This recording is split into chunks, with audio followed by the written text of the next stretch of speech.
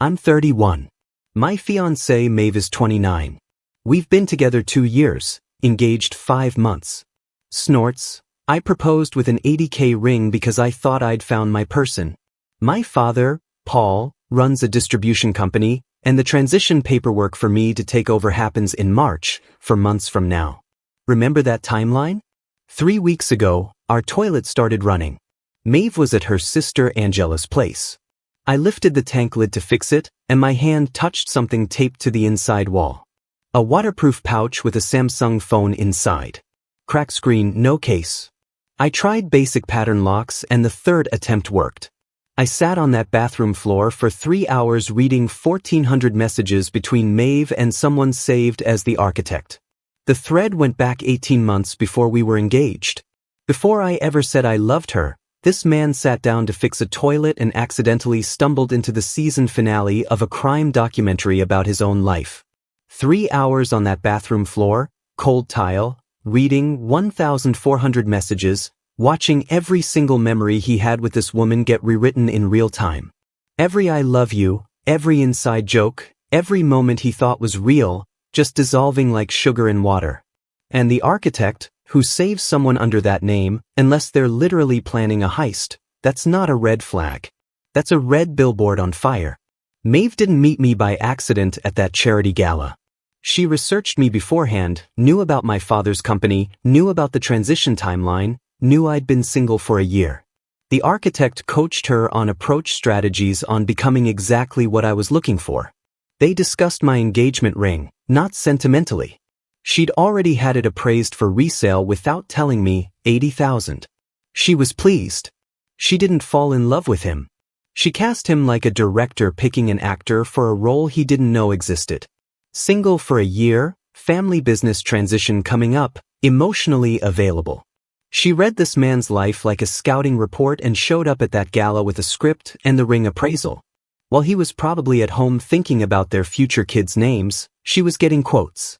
$80,000 of I want to spend forever with you. And she looked at it like inventory. But here's what you need to understand about me. I didn't confront her when she got home Sunday. I put the phone back exactly where I found it, fixed the toilet, and greeted her with dinner ready. She kissed my cheek and said she missed me. I said it back. My father taught me one thing about business that applies to everything. Never show your hand until the pot is worth winning. Let people think they're ahead. Let them get comfortable, then take everything. Most people would have erupted, thrown the phone at the wall, called her out the second she walked through that door. Let the rage take over. This guy fixed the toilet, made dinner, kissed her back. That level of control is genuinely unsettling in the best possible way. He went from victim to chess player in the span of an afternoon. And that line about letting people get comfortable before you take everything, that's not anger talking. That's patience. And patience in the hands of someone who's been wronged like this, that's the most dangerous weapon there is. I've spent 3 weeks reading those messages systematically. The contact list had 4 names. Angela, someone named Neville, the architect, and an address downtown. Angela knows everything. Maeve's own sister has been helping coordinate this. There are references to previous targets. I'm not the first man they've done this to. The March transition is when I officially take over operations. Maeve thinks if we're married before then, she'll have legal standing to take half when she files for divorce. She's running out the clock on me. She doesn't know I found the phone. She doesn't know I showed my father screenshots last Thursday and watched his face turn to cold fury. She doesn't know what calls I've already made. The wedding is scheduled for February, 5 weeks before March. I'm letting her keep planning it, letting her pick flowers and finalize the guest list. I'm being the perfect fiancé. I'll update when there's more to tell. Right now, I'm still identifying who the architect actually is and what role Neville plays in all this, but I have time and patience. That patience probably scares me more than the anger does. Her own sister. This isn't just betrayal. This is a family-operated con where Thanksgiving dinner doubles as a strategy meeting and previous targets. They've done this before. This is a business model. They look at lonely men with money the way normal people look at job listings. And now this guy is letting her pick flowers, letting her stress over seating charts. She's planning centerpieces for a wedding that's actually going to be her public execution. She thinks she's 5 weeks away from a payday. She's actually 5 weeks away from watching her entire life implode in front of everyone she knows. That last line about his patience scaring him. Yeah, it should. Because he's not operating on emotion anymore. He's operating on something colder. Update 1. So, several of you asked how I was handling living with Maeve while knowing everything. The answer is practice. Every morning, I kiss her goodbye. Every night, I ask about her day. She has no idea that while she's at work, I'm sitting in my car outside our apartment reading through that burner phone again, looking for anything I missed. Last week, I finally figured out who the architect is. His real name is Neville. Same Neville from the contact list. The architect is just what Maeve calls him in their private jokes. He's Angela's boyfriend of 6 years. Never married her, which I always found strange. Now I understand why. Their whole operation depends on Angela staying legally unattached. He's performing the role of loving fiancé. So well that she has no idea she's engaged to someone who's already written her obituary. Sitting in his car reading her crimes like it's the morning newspaper. And Neville being the architect makes this whole thing even more twisted. Angela's been with this guy for 6 years and never married him because marriage would complicate the scam. They're so committed to fraud that they've sacrificed their own legitimate relationship for it. That's not just criminal. That's genuinely sad. They've built their entire lives around taking from other people instead of building anything real for themselves. Here's how it works. Angela identifies targets through her job at a commercial real estate firm. She has access to property records, business filings, family wealth information. She finds men who are about to come into money or transition into family businesses. Then Maeve makes herself available. The charity gala where we met wasn't coincidence. Angela got me on that guest list through a client connection. But here's the part that made me want to put my fist through drywall. I went to dinner at my parents' house last Sunday. My mother, Lucia, made her usual roast. Normal family stuff. Except now I was watching Angela interact with my parents with completely different eyes. She's been coming to these dinners for over a year, asking my father, Paul, questions about the business, laughing at his stories. My mother loves her, talks about how wonderful it is that I found someone with such a close family. Angela has been mapping our entire financial situation from the inside. Every casual question about expansion plans or property holdings went straight back to Neville. Angela weaponized Sunday dinner. She sat there eating Lucia's roast, laughing at Paul's dad jokes, being the perfect future sister-in-law. And the whole time she was conducting reconnaissance. Every question about the business wasn't curiosity. It was data collection. This man's mother bragged about how close the family was getting while Angela was literally cataloging their assets for a future divorce settlement. The betrayal isn't just Maeve anymore. It's watching your parents get emotionally manipulated by someone who sees them as nothing but a spreadsheet. That's the part that would break me. My father and I have been meeting privately. He brought in the company's attorney to restructure the transition paperwork. The March timeline stays the same publicly, but the actual ownership documents now have provisions that Maeve will never see coming. Prenup won't matter if we never get married. But even if somehow we did, she'd be walking into a structure designed specifically to exclude her. But that's defense. I want offense. I started leaving my laptop open to fake documents, spreadsheets showing assets that don't exist, property listings for vacation homes we're supposedly buying. I want Maeve reporting back inflated numbers. I want Neville and Angela making plans based on money that isn't real. He's not just protecting himself. He's feeding them misinformation, leaving fake spreadsheets open like breadcrumbs leading to a trap. They think they're stealing from a gold mine, and he's made them believe the gold mine is 3 times bigger than it actually is. So now, whatever twisted plan they're cooking up is based on fantasy numbers. Their entire strategy is built on sand. And when everything collapses, they won't just lose. They'll lose while realizing they never understood what they were dealing with in the first place. This man is playing a completely different game than they think he's playing. The thing that keeps me up at night, though, is the previous targets mentioned in those messages. There were at least 2 other men before me. One name comes up repeatedly, Leslie. They talk about him like a failure, like something went wrong. I don't know what that means yet, but I'm going to find out. May have asked me yesterday if I'd finalized my groomsmen list. I told her I was still deciding. She pushed harder than usual, wanting to know who would be standing up there with me, wanting to know if any of them were single. I watched her face while she asked, and for the first time, I saw the calculation behind her smile. She's scouting her next target. At my wedding, while planning to destroy me, the February date is 6 weeks away now. My father wants to accelerate our timeline, but I told him to wait. I want every piece of this network exposed before I move. Angela, Neville, whatever happened to Leslie? All of it. Next update when I have more. But Reddit, I need to ask, should I try to find Leslie and warn him? Or would that tip off Maeve that I know? She's looking for her next victim at the wedding she's using to destroy her current victim. The audacity is almost impressive if it wasn't so psychopathic. Are any of your groomsmen single? Translation: which one of your friends has money, and can I ruin his life after I'm done ruining yours? She's multitasking her betrayals. And the fact that he saw the calculation behind the smile for the first time, that's the moment the illusion fully shattered. She's not even a good person being manipulated by her sister anymore. She's a predator wearing a fiancé costume. And Leslie, that name is going to matter. Whatever went wrong with Leslie is either going to be the key to everything or the darkest part of this story. Update 2. So, a lot happened. Some of you were right about finding Leslie. Others warned me it was too risky.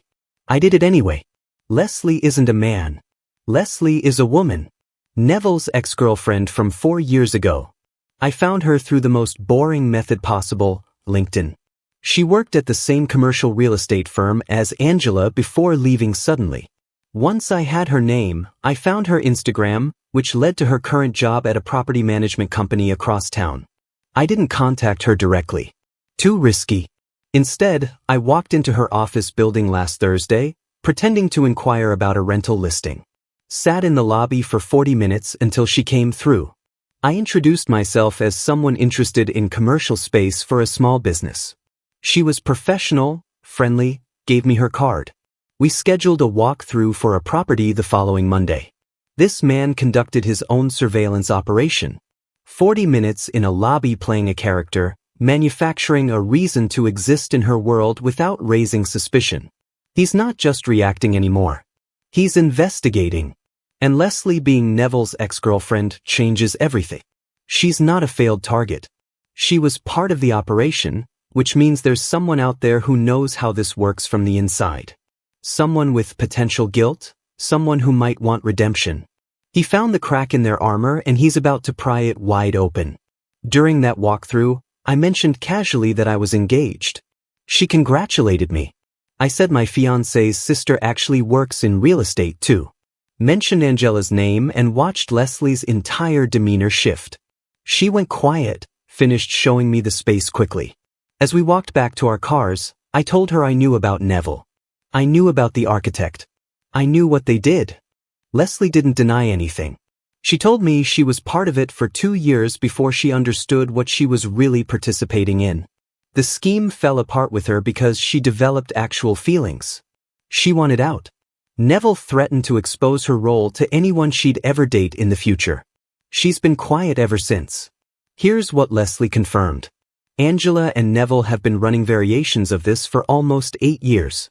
Angela identifies targets. Maeve approaches them. Sometimes the goal is marriage and divorce settlements. Sometimes it's shorter gifts, trips, access to social circles that open doors to bigger targets. I was their biggest attempt yet because of the company transition. 8 years.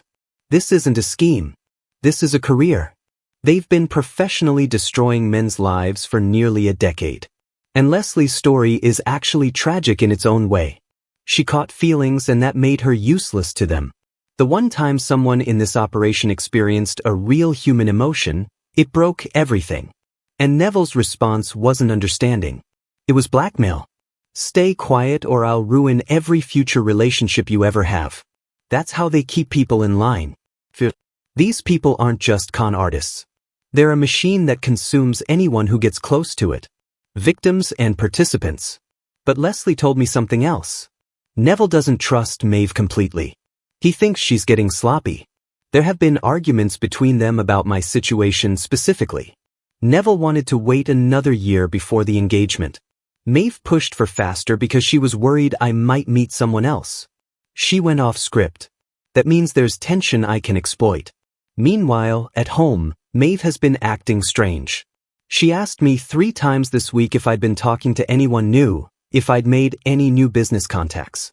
I kept my answers vague and watched her get frustrated. I think Angela noticed something off about those fake documents I left on my laptop. The property listings I invented don't exist in any real database. If Angela checked them professionally, she'd find nothing. They're getting nervous. Maeve got greedy. She went off script because she was scared of losing her payday. And now the people running the operation don't fully trust her. There's a crack in their unity and she knows something is wrong. 3 times asking about new contacts. That's not casual conversation. That's paranoia. She can feel the ground shifting, but she can't see the earthquake coming. The fake documents did exactly what they were supposed to do. Introduce doubt. Angela probably ran those property listings through her databases and got nothing. And now they're sitting there wondering if they've been played.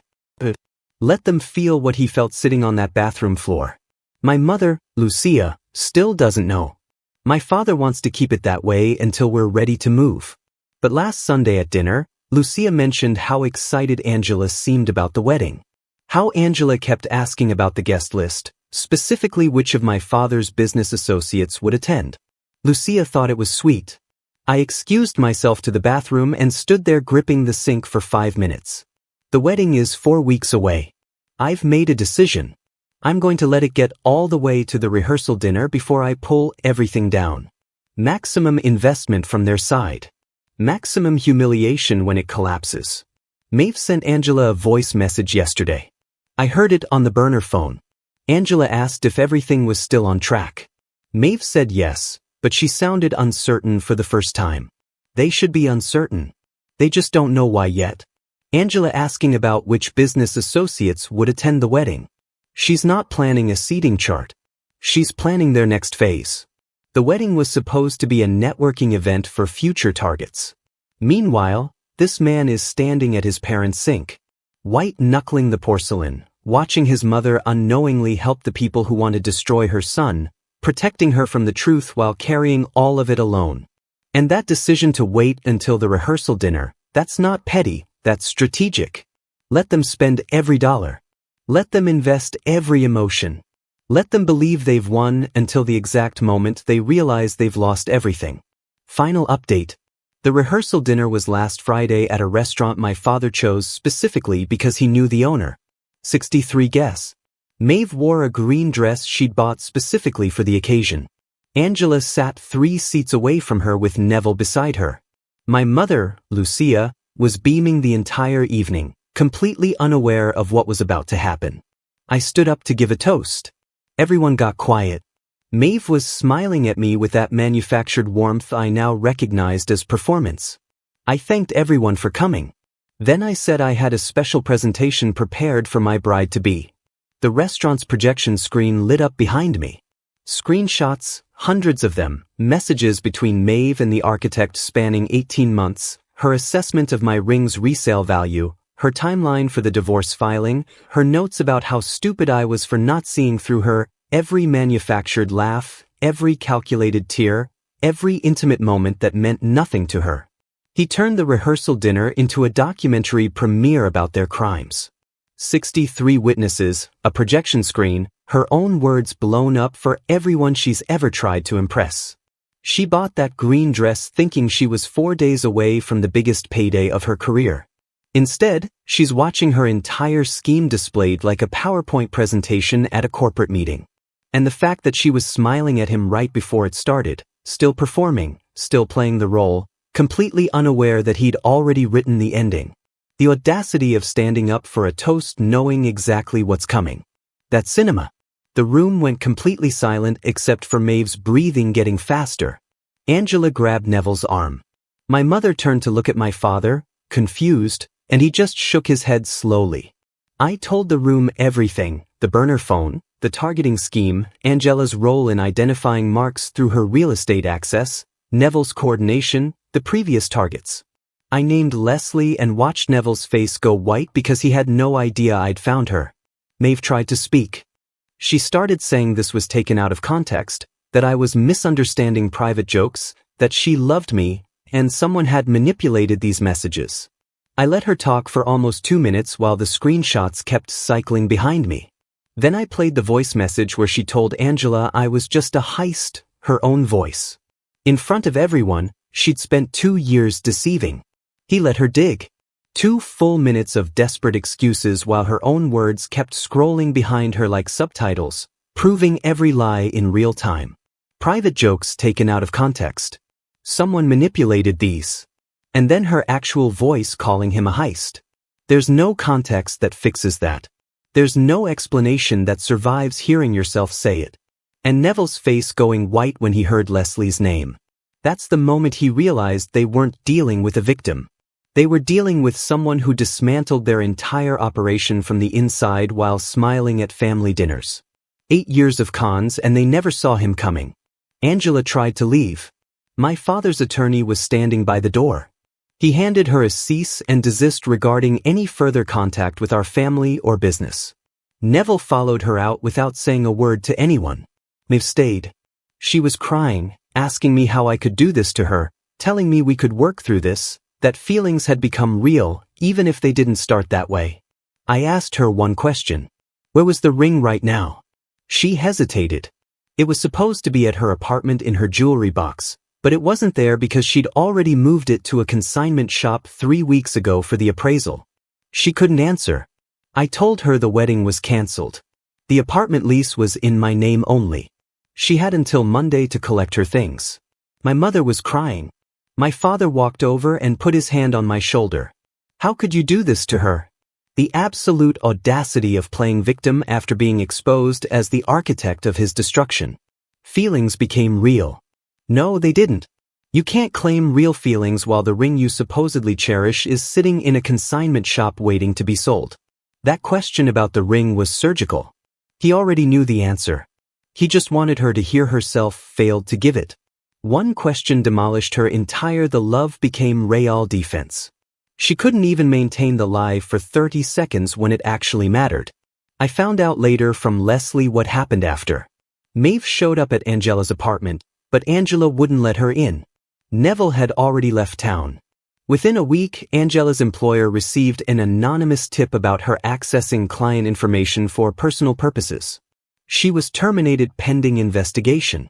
Maeve has been texting me constantly, voicemails, Instagram messages before I blocked her. She showed up at my parents' house once, and my mother, who now knows everything, refused to open the door. The last message I saw before blocking her everywhere was just desperate begging. She wrote that she was standing in an empty apartment with a suitcase, that no one would take her calls, that she was on her knees, that she had nothing. She studied me for weeks before approaching me at that gala. Every laugh was manufactured. Every tear was calculated. I was never a husband to her. I was a heist. But heists can fail, and this one did. Angela wouldn't even let her own sister inside.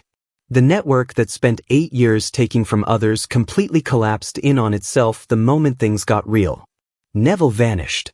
Angela chose self-preservation over family, and Maeve ended up exactly where she tried to put him, alone with nothing. Watching everyone who claimed to care disappear, she showed up to his mother's house begging. And Lucia, who had loved her, closed the door. That's not cruelty. That's consequences. 2 years of manufactured intimacy and it evaporated in a week because none of it was ever real to begin. You're watching Hidden Lies, where secrets don't stay buried. This story will make you question everything. Stay till the end.